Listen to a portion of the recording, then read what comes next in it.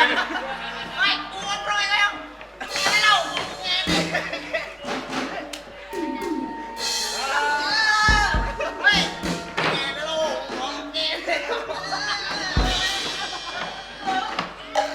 Đó.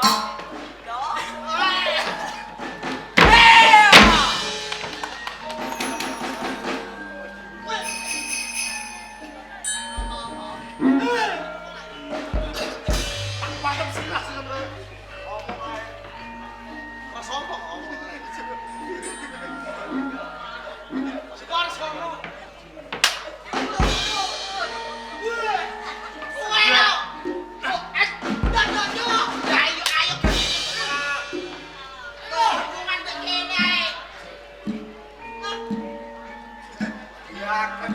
Lagi rawang aja. Hai.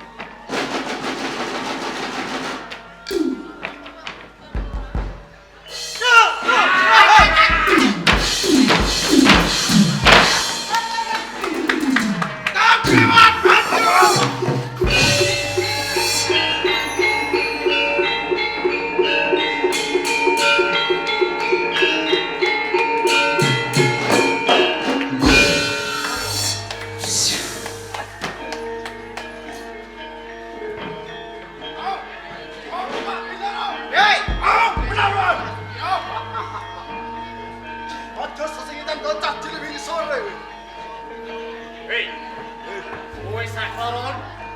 Kok kira aku ngerti karo kowe? Senggol karo apa? Sikanut. Ojo terima Bang Jon. Bocah-bocah iki mati. Ayo, mereka. Hei, gua lagi pahat. Hei, telat. Wes, telat. Hei, bisa mau bacok ke? Bisa. Ojo telat, Dek. Omong wae, apa lagi nih? Aku berlalu. Oh, esok. Ayo, kowe karek siji iki. Ngajam iki. Maju ae pengarepan. Oh, iso biar mau. Ora, iki sing kasih kowe.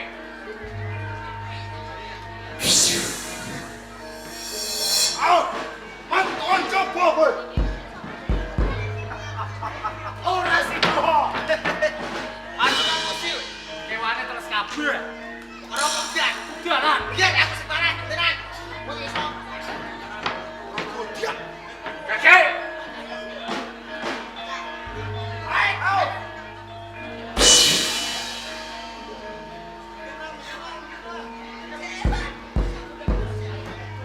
Jadi, Ya, metunan awal tuban kandhani kok. Ye. Cok.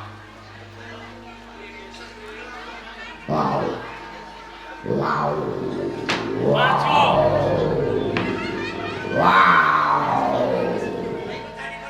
Kok kira wong Demak Bintoro sing bisa ngomong.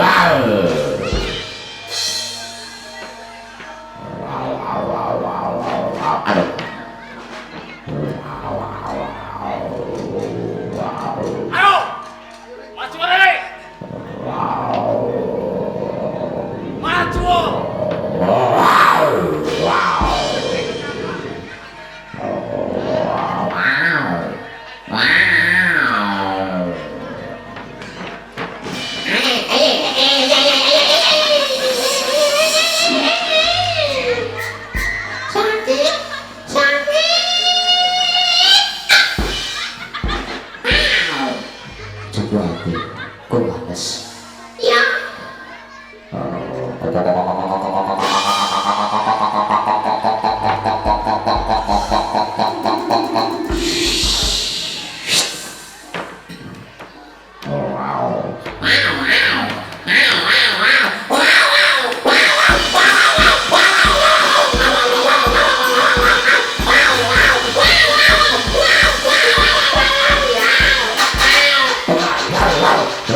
wow.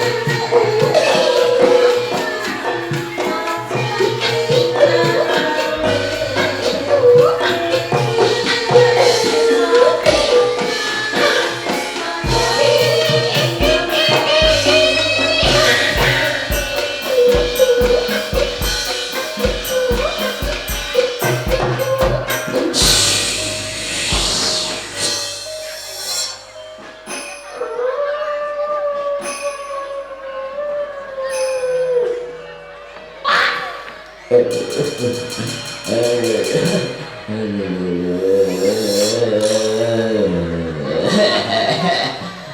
ke kubur harap nonton Dobraudan. Harap balik mulai kuburku banjir. Ayo minggat. Minggat.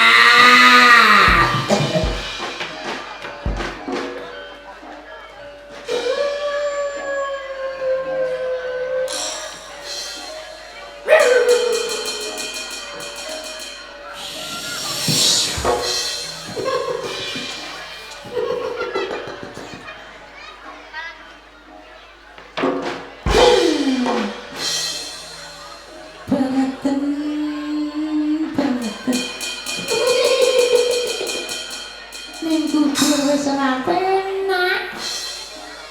Dadi setan. Ijo banjir.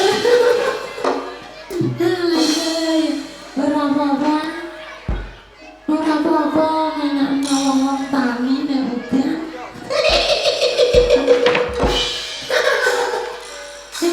Wes ya. Wes aku liwat. Cedek dia.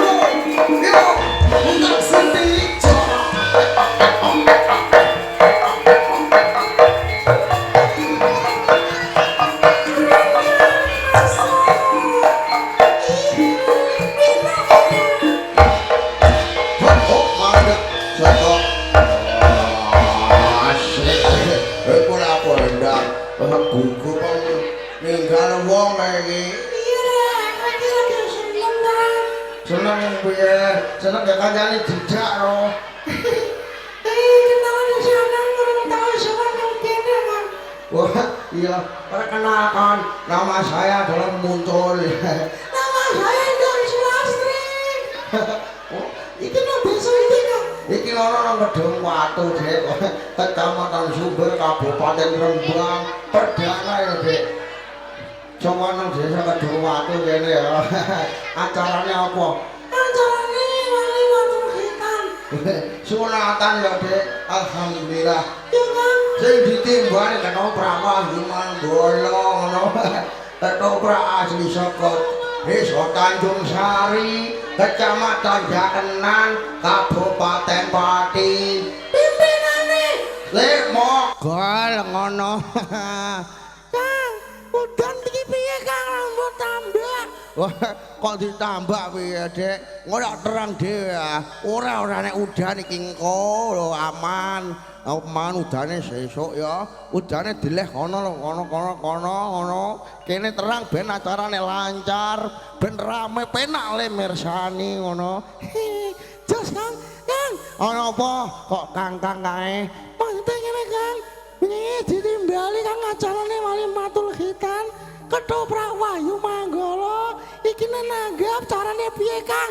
Tinggo acara sembarang kaler Kang. gampang Dek langsung ae hubungi nomor Lek Mogol Piro nomere Kang? wah dungokno ya Dek tak wacane no 081 228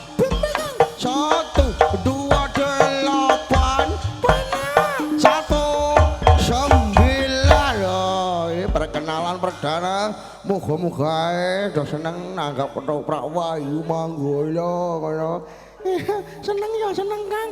Penting sone horeg kok Kang.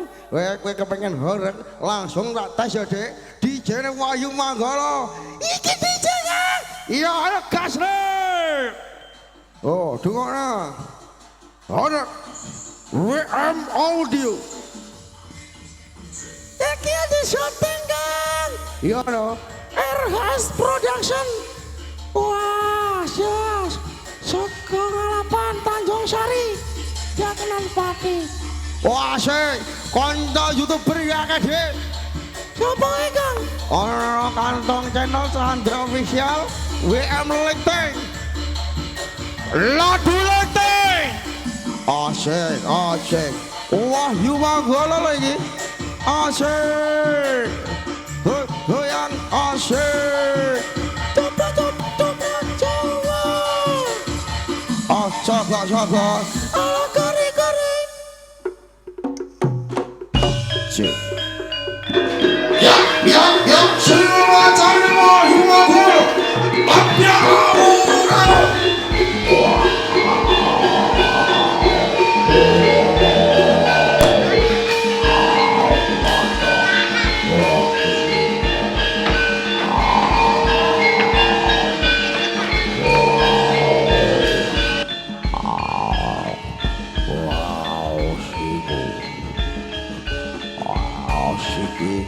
malah lihat lulu wow aku makan aku yang sok lulu ada ketabrak aku kurang ajar Chan wow oklok wow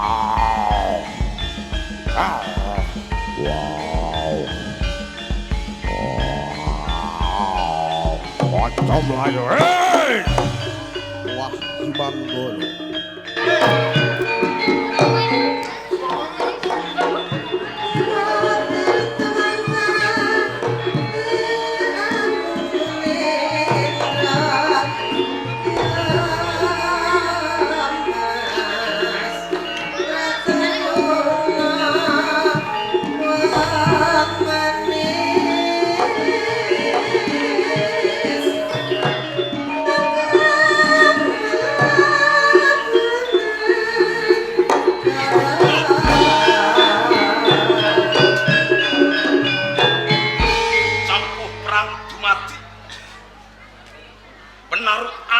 Kasultanan Demak Bintoro merga saka balelane Hadipati Tunggul Wuluk. Nanging Joko Warono ora ana sing ana wong wadon loro cacahe ning pangarepan. Sapa kang dadi aran? Srawangake aku Candrawati. Candrawati sing sawiji kae. Aku Candrasari. Candrasari. Apa kowe? Pipin mangerteni aku. Ya. Duanuk ki wae. Aku Tumenggung Probosemi. Tumenggung Probosemi. Iya. Senopati saka Demak Bintoro. Senopati gula-guling ning Kasultanan Demak Bintoro. Hei! Apa? Ngopo dadak gumuyu kowe? Ya. Sajak seneng atimu. Sakwise kowe ketemu lan aku Candrawati lan kowe Candrasari. Ora tak selai pancen aku seneng banget bisa ketemu karo kowe. Iya. Jalaran ora usah dadak golek ado-ado. Sliramu wis teko ning papan kene. Ning kene aku rung tanggap sing kok karepake. Ngertenono Probosemi. Nganti aku golek karo kuwi ado-ado saka penarukan. Iya. Tumuju ana ing Demak Bintoro. Bedake aku kepengin ngrangket kowe cilike gedene mateni marang kowe. Pengen ngerangket Senopati gula-guling ning Kasultanan Demak Bintoro. Pancen bener. Yen ngono kowe Senopati saka penarukan. Ora kler. Sajake kok ngino marang aku. Candrawati lan Candrasari. Apa? Akeh prajurit wilanganing ora sithik sing dipandhegani dening Joko Warono iku wae ora kuwawa musuh karo Tumenggung Probosemi. Apa meneh mung kowe atasing wong wadon ora bakal kuwawa kowe. Sajakane kowe kok yo ngino marang aku. Kenapa ora aku ngino karo kowe? Senajan to aku iki wanita nanging aku wanitane prajurit. Iya. Yen mung musuh kowe aku ora bakal wedi, aku ora bakal mundur. Yen kowe musuh aku, kowe ora bakal mundur. So, Bagus. Tak ajeni kewanenan nanging apa? sakwise aku ketemu Senopati wadon loro cacahe. Senopati saka penarukan. Kowe nantang lan aku. Iki aku ora nduweni krentek pengin tanding yuda lan kowe. Ning kene tukul rasa tresnaku aku lan kowe. Yen kowe rusung tanggap ing sasmita apa kang dadi kandhak. Cekane ora usah kowe mbacutke dadi senopati. Ana ing penarukan ngedepi lan aku. Bisa kowe kandha kaya ngono? Gelem kowe sak lorone dadi bojoku, tak mulyake ning Kasultanan Demak Bintoro. Probosemi. Apa? Perang durung diwiwiti kok ya kowe wis ngandhakake yen aku bakal dadi bojomu. Ta mongko. Kowe iki musuh. Musuh kuwi selawase tetep musuh. Ora bakal aku duweni tresno karo kowe. Bener. Kowe lan aku musuh. Nanging ning kene aku bakal nganakake sabedamen kalamun kowe gelem nampa tresnaku. Aku ora bakal mbacotake ngrangket lan sesembahmu Tunggul Wuluk. Kalamun kowe gelem nampa tresnaku kanthi dasar apa nganti aku nembung lan kowe? Mergo aku iman lan kowe, iman ayumu. Sakwise aku ngerti pasuryanmu kang ayu endah sulistya ing warni. Satemah tukul rasa tresnaku aku lan kowe jare-jare. Hei, kowe Probosemi. Apa? Ora sadadak kowe ngeman marang aku. Ning kene kowe dudu sanak dudu kandhang. Iya. Apa kowe dadak ngeman marang aku? Apa aku salah? Kowe luput. Apa aku luput? Pancen kowe luput. Kalamun to aku nduweni rasa lan yen tak deleng kowe iki sing kenyok. Kowe durung duweni katresnan karo Ih. Pancen bener. Jalaran anggon maju ana ing medan lomo. Bedheke kowe arep dadi senopati perang. jeneng tresno ki ora mawas. Najan to iki mapan ning tengah kono. Nanging aku bakal nguntapke rasa tresnaku kanggo kowe mergo aku gedhe tresnaku aku lan kowe jare. Iki tresnamu karo aku. Anggonmu maju dadi senopati perang kuwi arep golek musuh.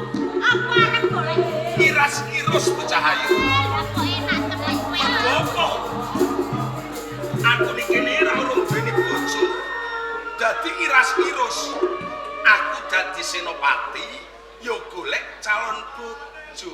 Prabu Semi. Senajan to aku ning kene durung duweni bojo, Iya. durung duweni katresnan, yen to kok senengi aku ra sudi. Kowe ora sudi. Ora sudi. Jur kowe piye? Apa meneh aku? Ya. Pawakane tok wis senengi diaja. Lah kok yen to ana wong wadon luwih ayu, walah-walah. Sing liyane wis dilalekno golek sing luwih ayu meneh. Lah yo ijo mripate. Sapa sing ijo? Oe.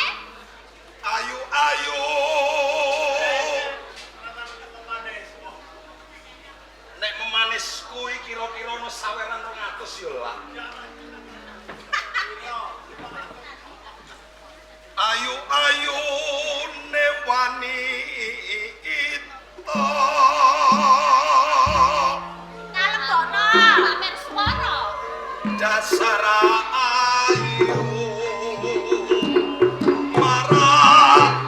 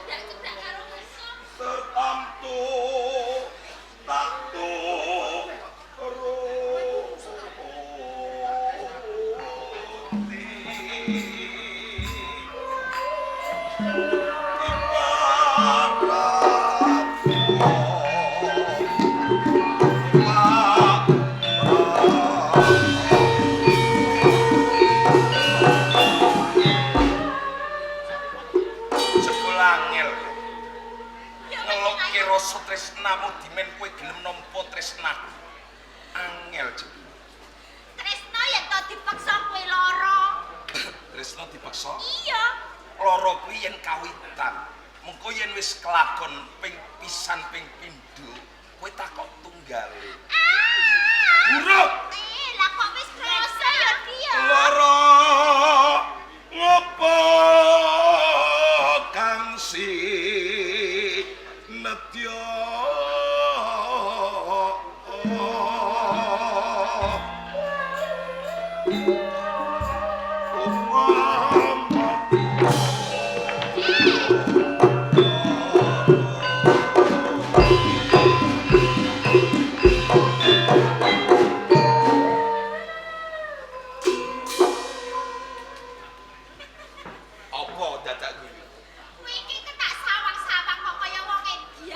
Aku kaya wong edan. Heh? Iya. Aku kaya wong edan. Iya. Pak wis pas to umpama aku kaya wong edan. Lah ngopo? Lah mergo aku seneng karo kowe, Jen. Nanging aku ora sudi. Lemahku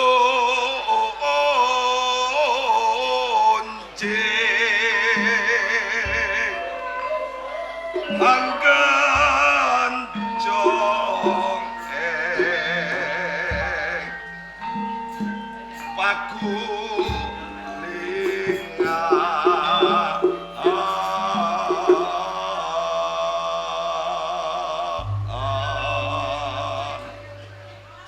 suaraku tak apik-apik mbok menawa engko sedekah bumi ning desa ndi iki dong watu iso nanggap Wahyu Manggala.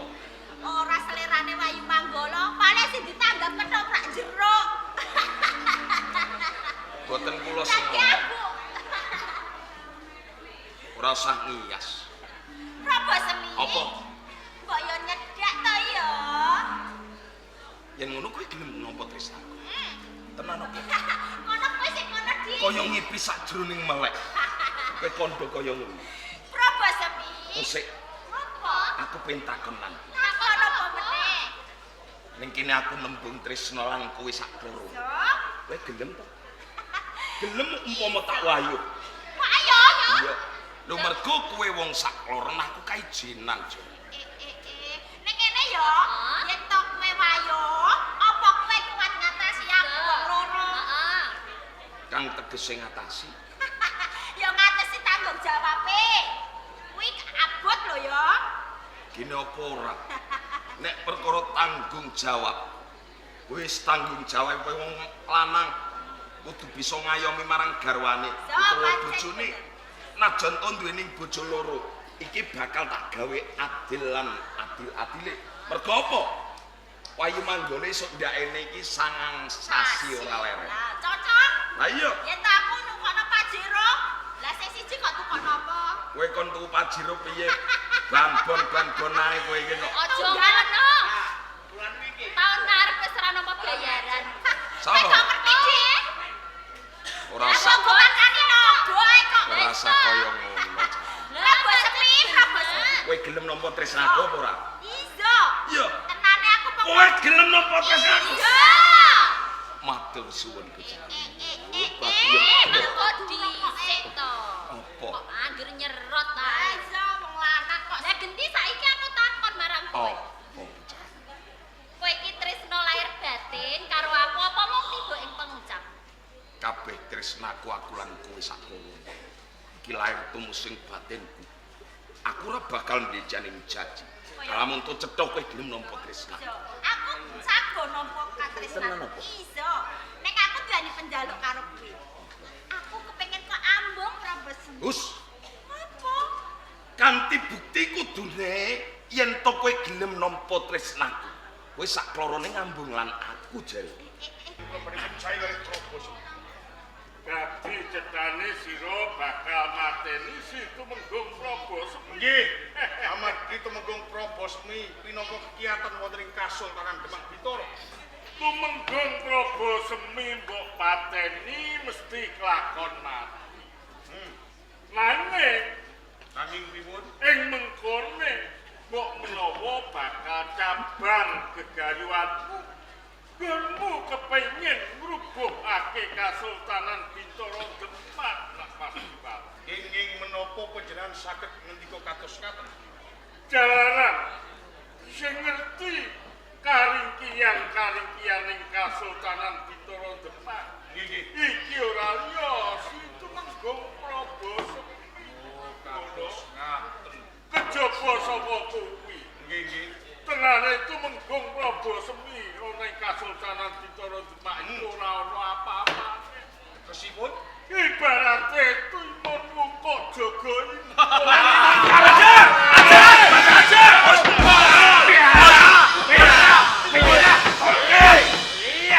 Kowe kok isih wani lho ente. Menapa ora tuan karo kowe? Kowe ngias karo aku. Prajurit. Cekel Prabu Semar. Cangap! Dicangap. Cangap! Oke. Cangap.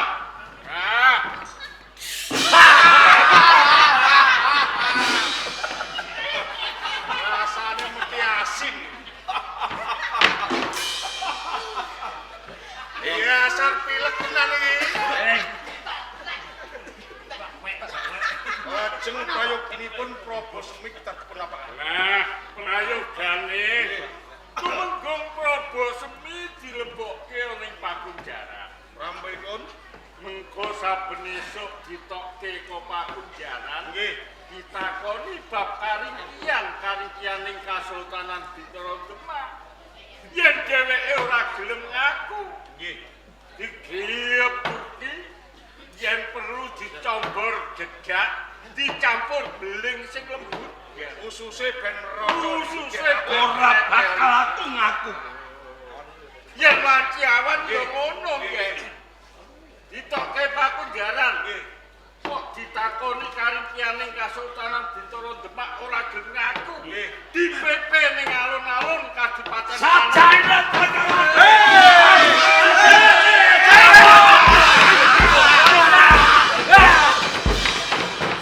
IPP tengah alun-alun. Iya.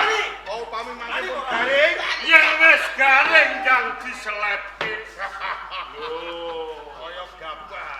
Roman sama gabah. Nggih, yen pancen kaya ngono wis kesuwen. Probos mi lebok jaran. Jangan.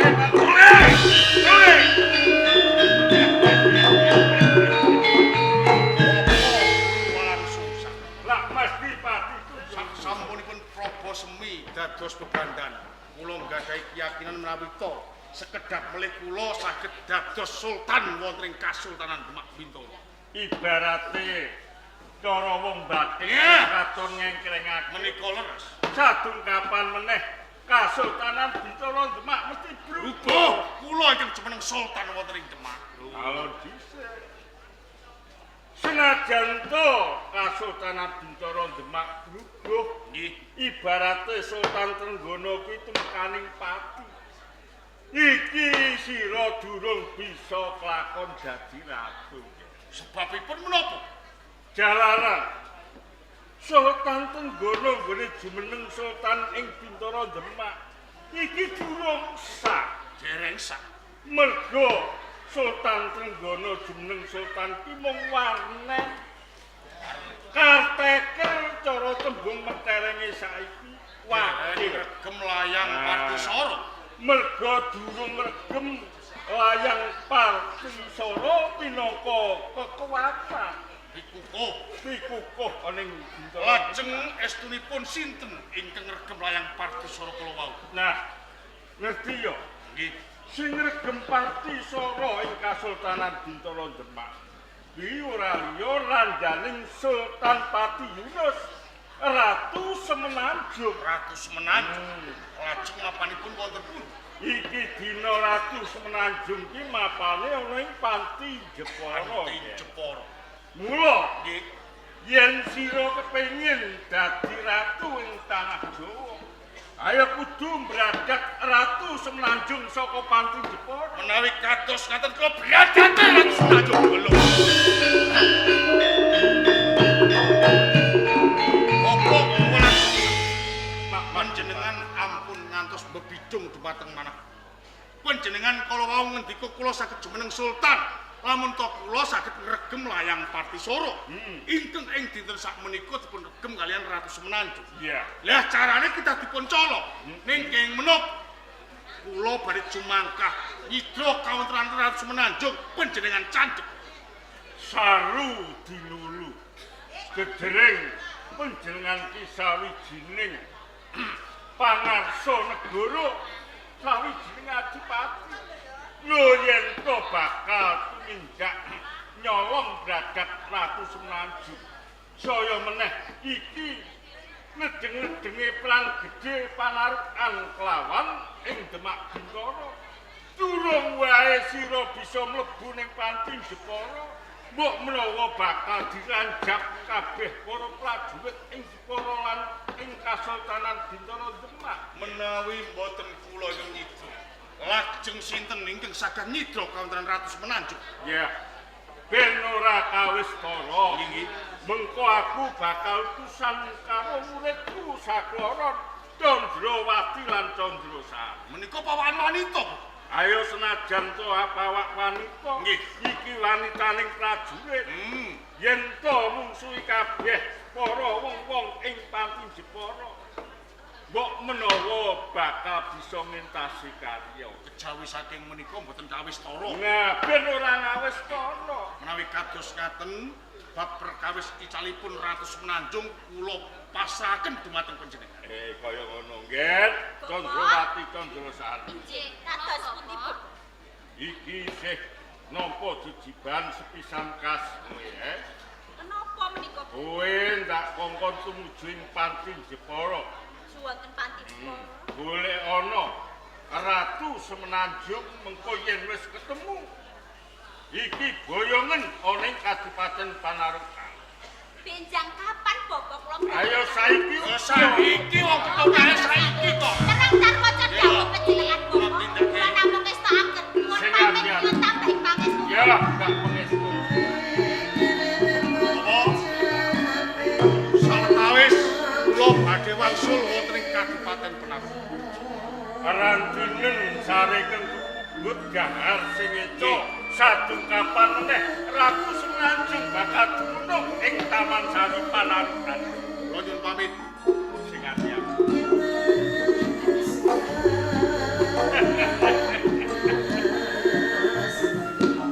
Pancen tak semojo kabeh. Wong-wong ing Kasultanan Bintoro Demak iki tak kelawan wong-wong ing Kadipaten Panarukan. Aku iki yen ana negara tentrem iki pancen ora seneng. Alah, modal yo ben wong dudu anakku wae.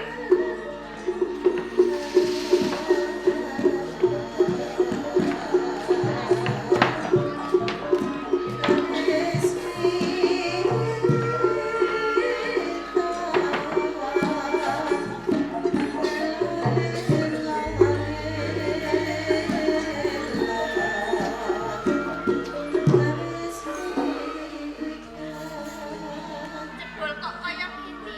Sane koyo lagi kemantenan. Iki mung kepengin banget sama pengajar.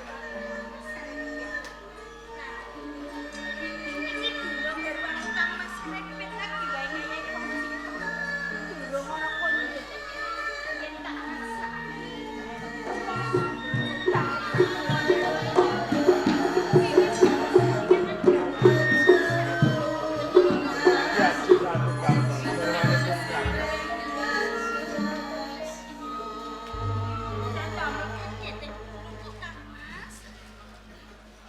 Tak rungokke saka njaba Taman Sari. Sliramu kaijinan. Aku wis mangerteni. Lamun to sliramu rasan kelawan pun kakang. Apa penjam menika mboten sakke kalian kula. Sampe dinten kula menika kaijinan. Kasepen mampir wonten ing Taman Sari. Boten sandingan kalian penjam garwa ingkang kula tresnani Kang Mas Karepit. Sing gedhe pangapurane Diajeng Ratu Kambang.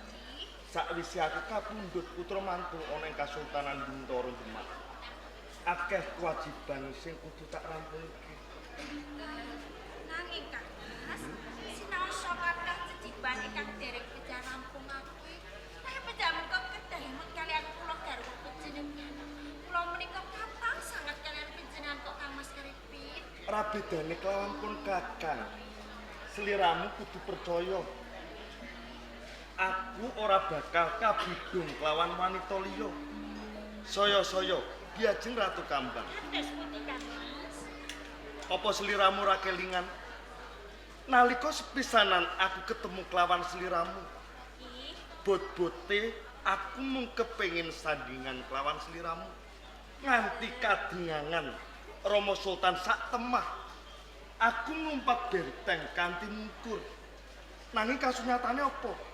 Dina iki sliramu lan pun kakang wis karesmekake ati loro nyawiji dadi siji. menika kanugrahan kula Kang Mas. Jalaran menapa? Rikala semanten kula menika gadhahi panggadhang. Besok kapan kula menika kelapan dados garwa panjenengan. Ing kasunyatanipun sakmenika sampun kelampar kula dados garwa panjenengan Kang Mas. Marem sajroning atiku Diajeng Ratu Kambang. Kados Sakwise pun kakang bisa ngrasakake saben dinane sliramu setya lawan kakang kula kanthi urip bebarengan lawan pun kakang mung pati sing bakal bisa misahake. Pun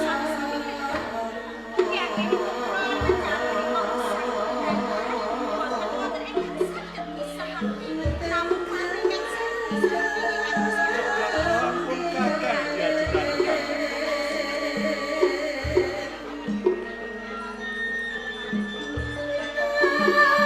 Rumusuk agung lan tentrem. Sakwise aku bisa sandingan lawan sliramu Diajeng Ratu Kambang.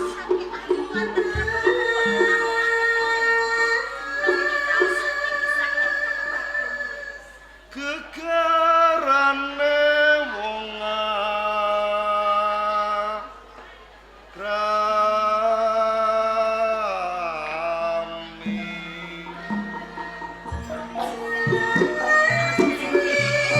Diajeng Ratu Kambang.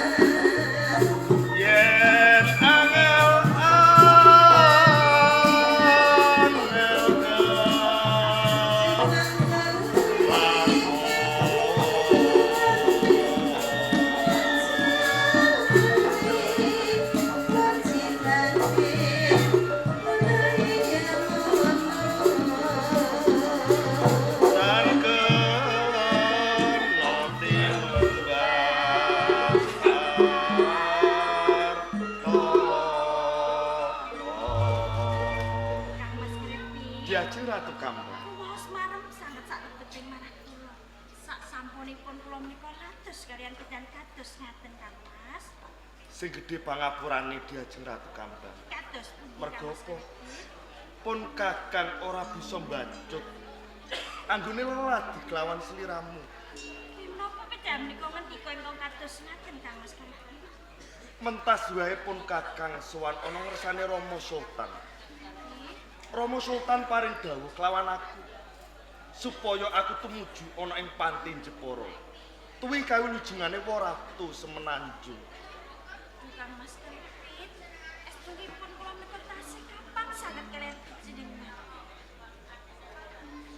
Aku percaya lamun to sliramu ora bisa adoh kelawan pun Kakang. Gedhe rasa tresnamu prasasat kinepyur pulut rinenggang gula ora bisa ginggang sak rambut nanging ngertenono Diajeng Ratu Kambang. Terus pundi Kang Mas? Lamun to aku lirwa ing kewajiban mestine wae aku bakal nampa pidana. Iki Kang Mas Karepin, kula ugi ngumaosi pilih penjamin kok salah satunggaling satriya. Tartamtu kathah ceciban ingkang dereng penjan rampungake. Pramila Kang Mas, menawi sedaya pakaryan penjamin kok sampun wonten rampungan, penjan enggal kondur iki Kang Mas Karepin. Pun Kakang njaluk pamit Diajeng Ratu Kambang.